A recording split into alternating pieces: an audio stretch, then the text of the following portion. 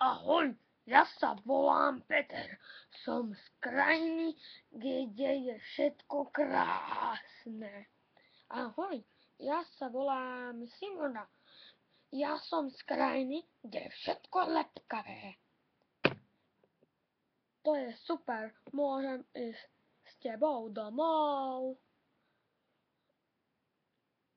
No jasné, ale musíš vedieť nejaký vtip.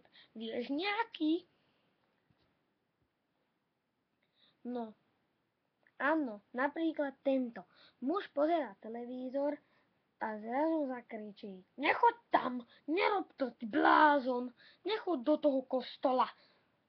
Zrazu mu žena povie: Čo, čo pozeráš, miláčik? Ale naše video zo svadby.